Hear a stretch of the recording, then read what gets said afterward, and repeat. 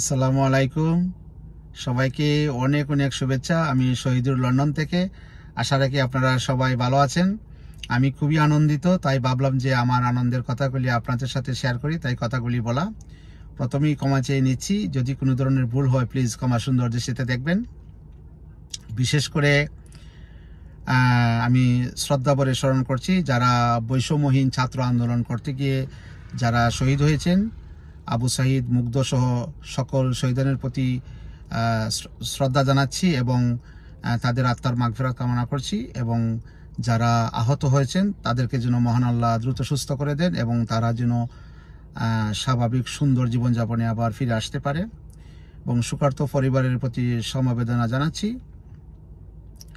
যেহেতু আমি বলছি যে আমার আনন্দের কথা, তাই রবীন্দ্রনাথের কয়েকটি আনন্দের লাইন দিয়ে আমার কথাগুলি শুরু করব।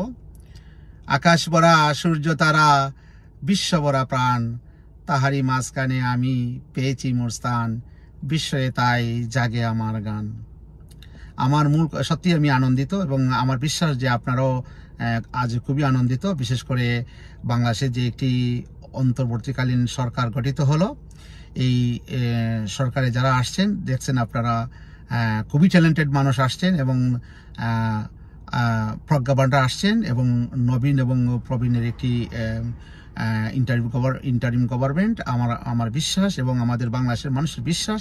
বিশেষ করে আমরা যারা বাংলাদেশের বাইরে থাকি, আমরা যারা বাংলাদেশের প্রাণে চেয়ে থাকি যে বাংলাদেশে একটি সুন্দর সুখী সমৃদ্ধশালী বাংলাদেশ হবে, বাংলাদেশ দুর্নীতিমুক্ত বাংলাদেশ হবে, যেখানে থাকবে না মারামারি হানাহানি, যেখানে থাকবে না বিদ্বেষ, যেখানে থাকবে না বৈষম্য, ওই ধরনের একটি বাংলাদেশে আমরা চাই যারা আমরা বিশেষ করে বাংলাদেশে থাকি।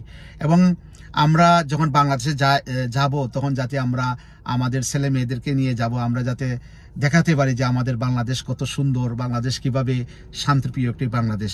এখন তো আমরা টেলিভিশনটা খুললেই যখন দেখি বাংলাদেশে মারামারি হানাহানি কাটাকাটি, তখন আমরা যারা বিদেশে থাকি তখন আমাদের সন্তানরা যখন জিজ্ঞাসা করে তখন আমরা খুবই লজ্জিত হই।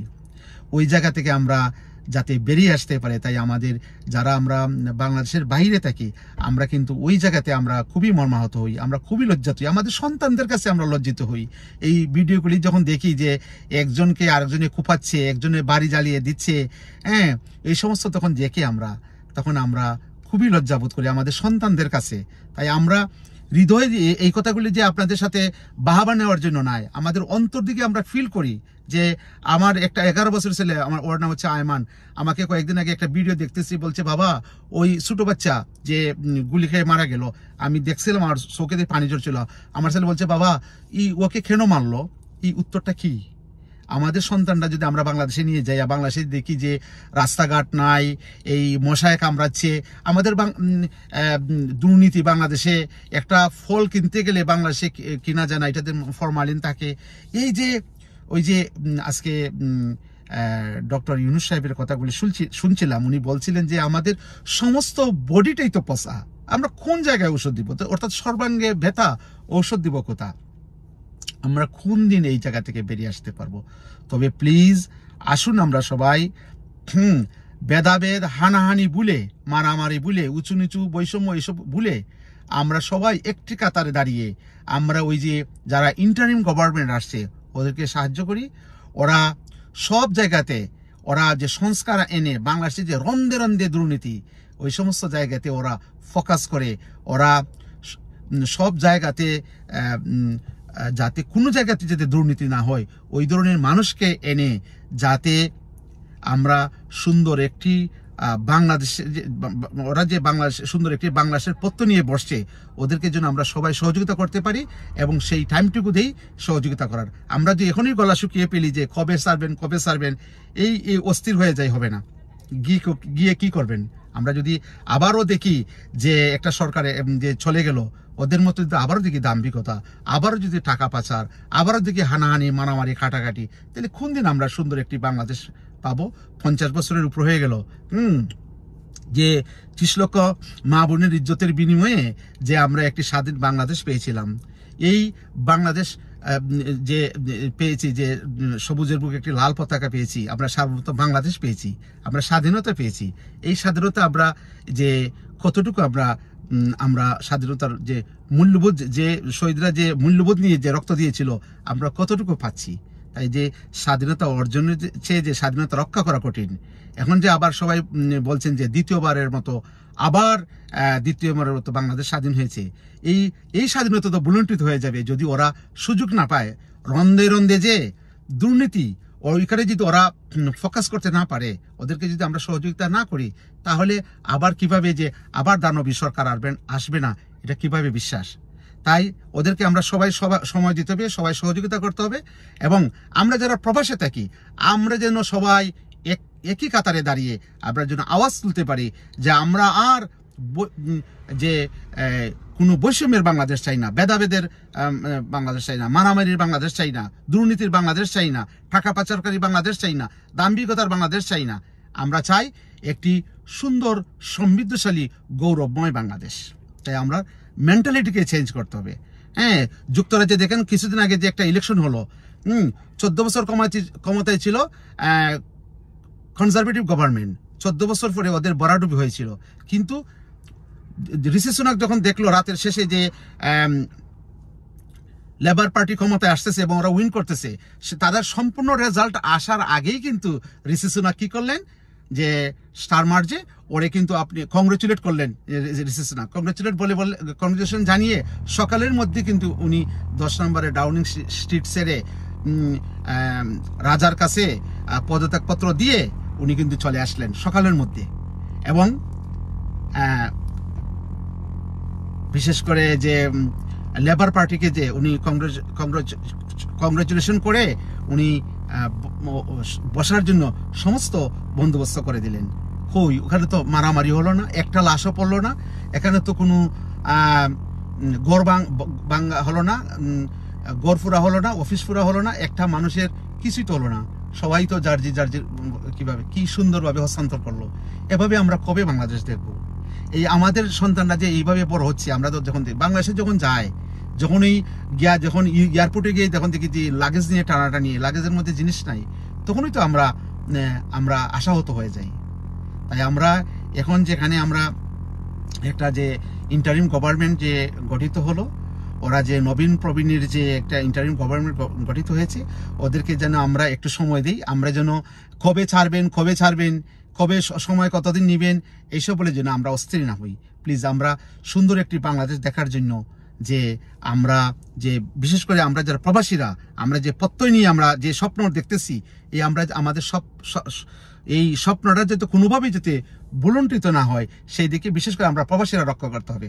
আমরা যেভাবে এই দানবী সরকারকে যে আমরা যে সরকার গেল, তাকে যে আমরা রিমিটেন্স দেওয়া বন্ধ করে দিয়েছিলাম, এইভাবে কিন্তু যদি আর কোথাও দুর্নীতি হয়, আমরা কিন্তু সবাই বন্ধ করে দেবো। তাই আমরা প্রবাসীরা যে আমাদের অবদান, আমরা যে দেশ ছেড়ে আসছি, আমরা কিন্তু এই দেশে বিভিন্ন দেশে আসছে কিন্তু আমাদের সর্বস্ব উজাড় করে তাদের জন্য দিয়ে দিই, বাংলাদেশের জন্য দিয়ে দিই। কেননা আমরা মাটি ও বাংলাদেশকে আমরা ভালোবাসি, তাই আমরা সর্বস্ব উজাড় করে দিয়ে দিই। তাই আমরা কিন্তু পার্ট অফ দ্য বাংলাদেশ। তো আমাদেরকে কিন্তু সবাই আমাদের ওই জায়গাতে কিন্তু আমরা আওয়াজ তুলতে হবে। আমরা এই মেন্টালিটি নিতে চলবো না যে ও আমার দল, ও দুর্নীতি করে, আমি কিছু বলবো না। এই যে ওরা আমার মুখের ভাষা কায়রা নিতে চায়, ওরা আমাদের মুখের ভাষাকে বলতে দিতেই হবে। আমরা কিন্তু ওই জায়গাতে কিন্তু আমরা ফোকাস করব। আমরা কিন্তু যারা বাইরে থাকি, আমরা বাংলাদেশের বাইরে থাকি যারা, আমরা ওদের দালালি করব না। আমরা একটা দুর্নীতি করছে, ওকে বাহাবা দিব না, ওর শেয়ার করব না। অত্যন্ত দুঃখজনক লাগে যে দেখেন আজকে ডক্টর ইউনূস সাহেব যে বক্তৃতা দিলেন যে আমাদের সমস্ত শরীর পোষা, আমরা কোন জায়গাটা আমাদের ভালো আছে। তো উনি যে বক্তৃতাটা দিলেন, আমি খুবই মনোযোগ দিয়ে শুনছিলাম যে এত সুন্দরভাবে উনি যে শান্তিতে নোবেল পেয়েছেন। বিশ্বাস করেন উনি সত্যি যোগ্য। তো আমরা যেখানে গুণীদেরকে, মানে একটা কথা আছে যে জায়গায় যেখানে গুণীদেরকে সম্মান দেওয়া হয় না, যে জায়গায় বলে, যে দেশেই বলেন, সেই দেশে গুণীজন জন্মে না। সে আমাদেরকে গুণীদেরকে কিন্তু আমরা সম্মান করতে হবে। উনি শান্তিতে নোবেল বিজয়ী, এটা কিন্তু আমাদের দেশের জন্য অনেক গৌরবের জায়গা। উনি আমাদের বাংলাদেশকে সমস্ত পৃথিবীতে গৌরবের জায়গায় নিয়ে গেছেন, আনন্দের জায়গায় নিয়ে গেছেন, বাংলাদেশকে পরিচয় করে দেওয়ার মতো।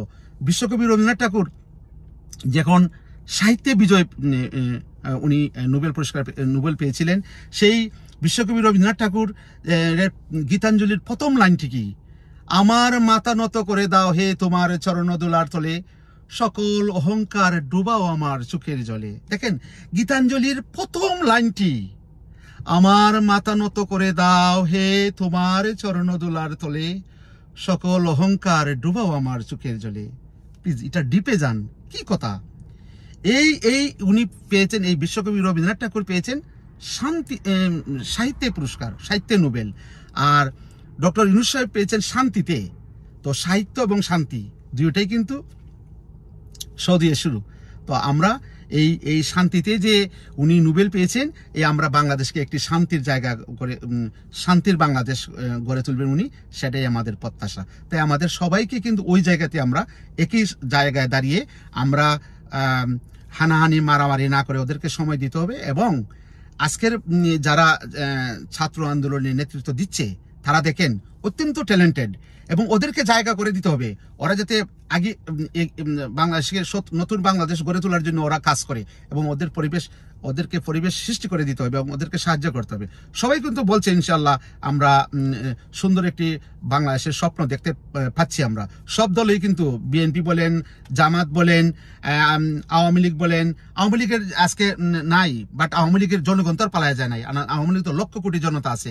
এখন যদি আমরা এই মেন্টালিটি মনে করি যে আওয়ামী লীগের সবকে মেরে ফেলবো, তাইলে হবে না, তাইলে কিন্তু হবে না, ভুলুন্ঠিত হয়ে যাবে। তাই আমরা কিন্তু সবাইকে রেসপেক্ট করতে হবে। সবাই তো আমাদের ভাই ভাই, আমরা সবাই যাতে একটি জায়গাতে, এক দল চলে গেছে আরেক দলকে মেরে ফেলবো, আরেক দলকে নিঃশেষ করে ফেলবো, ওর যত স্থাপন আছে ভেঙে ফেলবো, এই মেন্টালিটিতে কিন্তু আমরা বের হয়ে আসতে হবে। দেখেন আমি বলছিলাম কিন্তু যে আমরা যে জাতি তার গুণীজনকে সম্মান করতে জানে না, সেই জায়গায় কিন্তু, সেই দেশে কিন্তু গুণীজন জন্মায় না। দেখেন রবীন্দ্রনাথ যে জায়গায়, বিশ্বকবি রবীন্দ্রনাথ ঠাকুর যে জায়গায় উনি সাহিত্যে নোবেল বিজয়ী, ওই জায়গায় আমি দেখলাম অত্যন্ত আমাদেরকে কি করে, আমাদেরকে মর্মাহত করে। ওই জায়গায় দেখলাম বাংলাদেশে ফেসবুকে শেয়ার দিচ্ছে ফুলাফান যে রবীন্দ্রনাথের একটি স্ট্যাচুতে ওরা মুখে টেপ দিছে, ওনার ঘাটটা ব্যাখ্যা করে ফেলছে, এবং ওনার মাথার মধ্যে আঘাত করে, যে স্ট্যাচুর মধ্যে আঘাত করে, এবং কি দিয়ে অত্যন্ত মর্মাহত করে। এগুলি আবার ফেসবুকে ফুলাফান শেয়ার দিচ্ছে। এটা কোন ধরনের কথা? একজন নোবেল বিজয়ী এবং সাহিত্যে যিনি আমাদের বাংলাদেশের আমার সোনার বাংলা আমি তোমায় ভালোবাসি তিনি লিখেছেন, এবং এই যে গীতাঞ্জলির প্রথম লাইনটি লিখলো, আমার মাথা নত করে দাও হে তোমার চরণ দোলার তলে, সকল অহংকার ডুবাও আমার চোখের জলে। এই আমাদের অহংকার দূর করতে হবে। আমাদেরকে জানতে হবে রবীন্দ্রনাথকে মুখে টেপ দিয়ে ওর মাথা কর্দন দিয়ে ফেলে দিবে, তাইলে আমরা কোন ধরনের বাংলাদেশে, কোন ধরনের মানুষ? নিশ্চয়ই যারা করছে ওদেরকে আমরা দুঃখ পাওয়ার কিছু নেই, ওরা কিন্তু লেখাপড়া জানে না, ওরা কিন্তু হাস্যকর ভাবে ওই যে উড়িয়ে দেয়, ওরা জানে না। তো এদের দ্বারাও কিন্তু আমরা, এদের কর্মকাণ্ডে কিন্তু আমরা আশা হতে হবো না। তবে ফেসবুকে যারা শেয়ার দেন জ্ঞানী গুণীরা, ওরা যদি সব করে, তাহলে কিন্তু ওই জায়গাতে আমরা কিন্তু খুবই মর্মাহত হই। দেখেন আমরা যদি আজকে শেখ হাসিনা এবং বঙ্গবন্ধু শেখ মুজিবুর রহমান কিন্তু এক কথা নয়। বঙ্গবন্ধু হচ্ছে আমাদের জাতীয় সম্পদ, সম্পত্তি নয়। রবীন্দ্রনাথ এক জায়গায় লিখেছিলেন যে সে আমার সম্পত্তি নয়, সে আমার সম্পদ। উনি আমাদের সম্পদ। বিশেষ করে আমি বলছিলাম যে শেখ হাসিনা এবং বঙ্গবন্ধু শেখ মুজিবুর কিন্তু এক নয়। আওয়ামী লীগ এবং বঙ্গবন্ধু শেখ মুজিবুর রহমান কিন্তু এক নয়। উনার স্ট্যাচুকে গর্দন দিয়ে, গর্দনা বেঁকে দিয়ে, গলায় জুতা দিয়ে ফেসবুকে প্রচার করবেন? এটা কি আমাদের জাতিকে খুবই বিভ্রান্ত করে না? আমাদের জাতিকে খুবই মর্মাহত করে না? বিবেকবান মানুষদের কাছে আমার প্রশ্ন। হ্যাঁ, দেখেন দুর্বৃত্তরা কিন্তু আজকে খুবই সংঘবদ্ধ, এবং ভালো মানুষগুলি, সৃজনশীল মানুষগুলি কিন্তু ঘরের কোণে বসে বসে কাঁদছে। সো প্লিজ এইসব করবেন না। যে আমি এই জায়গাতে যদি যাই, সবচেয়ে আমি বেশি দেবো আজকে এই অবস্থার জন্য আওয়ামী লীগই বেশি দায়ী। আমি এর জন্যই আমি ওইসবে যেতে চাই না। আমি যেতে চাই হানাহানি মারামারিতে যেতে চাই না। আমরা যদি কৃতার্থ জাতি হই, আমরা যদি কৃতজ্ঞের জাতি হই, তাইলে কিন্তু আমরা বঙ্গবন্ধুকে কোনোভাবেই আমরা অস্বীকার করতে পারি না। আপনার কাছে আমার প্রশ্ন, দেখেন মির্জা ফখরুল ইসলাম কি কোনোদিন আপনারা দেখেছেন বঙ্গবন্ধুকে খুব কটাক্ষ করে কথা বলতে? আপনারা কি শুনেছেন বঙ্গবন্ধুকে উনি মানে কোনো বাজে ভাষায় কথা বলতে? এই ইউনূস সাহেব কি বঙ্গবন্ধুকে বাজে ভাষায় কথা বলবেন? জীবনও না। ওদের এই প্রজ্ঞাটুকু আছে। বঙ্গবন্ধুকে অস্বীকার করা কোনোভাবেই আওয়ামী লীগ এবং বঙ্গবন্ধু এক কথা নয়। উনার ডাকে যে 7ই মার্চের ভাষণটা আপনারা শুনেন, 7ই মার্চের ভাষণের তাৎপর্য জানেন? উনার 7ই মার্চের ভাষণে যে সারা বাংলাদেশের নির্বিশেষে মানুষ, জাতি গোষ্ঠী সবকিছু ভেদাভেদ বলতে একটি কাতারে দাঁড়িয়েছিল, এটা কেউ অস্বীকার করতে পারবে না। তাই আমরা বঙ্গবন্ধুকে অপমান করে আমরা নিজেই অপমানিত হব। এসব করবেন না প্লিজ। আজকে আওয়ামী লীগের আর বঙ্গবন্ধু এক জায়গায় দাঁড় করাবেন না। আপনারা দেখেন 52-র ভাষা আন্দোলন, 69-এর গণ অভ্যুত্থান, 70-এর নির্বাচন, 71-এর আগে যে স্বাধীনতার যে 7ই মার্চের ভাষণ এবং স্বাধীনতা, হ্যাঁ, ওইগুলিতে কিন্তু বঙ্গবন্ধু খুবই অঙ্গাঙ্গিকভাবে জড়িত। এবং বঙ্গবন্ধুর কোনো জায়গাতেই 6 দফা আন্দোলন বলেন, বঙ্গবন্ধুর ডাকে কিন্তু বাংলাদেশ আজ উজ্জীবিত হয়েছিল, এটা কেউ অস্বীকার করতে পারবে না। তাই ওই জায়গায় বঙ্গবন্ধুর গলায় জুতা দিয়ে ফেসবুকে শেয়ার দিবেন, এটা কি আমাদেরকে খুবই মর্মাহত করে না? আপনার বিবেকের কাছে প্রশ্ন, আপনি নিজেকে একবার কি করেন? আমরা ওই যে আজকে এই বিএনপি আওয়ামী লীগ যখন ক্ষমতায় আসলো, জিয়াউর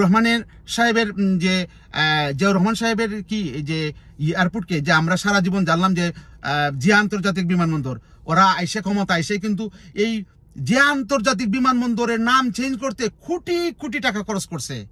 তো ওইটা কি আওয়ামী লীগের হলো? তো আমরা ওই জায়গা থেকে কোন দিন বেরিয়ে আসবো? প্লিজ আমরা এসব করবো না, আমরা ওইসব থেকে বেরিয়ে আসবো। বর্তমান যে ইন্টারিম গভর্নমেন্ট, আমরা সবাই ওদেরকে সাহায্য করব। আমরা সুখী সমৃদ্ধশালী একটি স্বপ্নের বাংলাদেশ যে আমরা দেখতেছি, সেই বাংলাদেশ আমাদেরকে ওরা উপহার দিবেন। এবং ওরা যখন মনে করবেন যে রন্ধে রন্ধে যে সর্বাঙ্গে ব্যথা ঔষধ দিব কথা, ওই ঔষধ সেরে যখন বডিটা ভালো হয়ে যাবে, তখন যখন গণতান্ত্রিক উপায়ে একটি নির্বাচন দিয়ে ওনারা একটি গণতান্ত্রিক সরকারের কাছে দায়িত্ব হস্তান্তর করবেন, এটা কিন্তু আমাদের সকলের প্রত্যাশা। তাই আমি কাজী নজরুল ইসলামের মৃদু ভাষণের কয়েকটি লাইন দিয়ে আমার কথাগুলি শেষ করতে চাই। আমি যশ চাই না, খ্যাতি চাই না, প্রতিষ্ঠা চাই না, নেতৃত্ব চাই না। জীবন আমার যত দুঃখময়ী হোক, আনন্দের গান বেদনার গান গেয়ে যাব আমি, দিয়ে যাব নিজেকে নিঃশেষ করে সকলের মাঝে বিলিয়ে, সকলের বাঁচার মাঝে থাকবো আমি বেঁচে। এই আমার ব্রত, এই আমার সাধনা, এই আমার তপস্যা। প্লিজ আমরা সবাই একই তপস্যা করি, আমরা সুন্দর সুখী সমৃদ্ধশালী একটি বাংলাদেশ দেখব, যেখানে থাকবে না মারামারি হানাহানি বৈষম্য, থাকবে শুধু আনন্দ হাসি আর আনন্দের গান। সবাই ভালো থাকুন, সুস্থ থাকুন। পরবর্তী কথা নিয়ে আবার আমি আসবো আপনাদের সামনে ইনশাল্লাহ। সবাই ভালো থাকুন। আসসালামু আলাইকুম।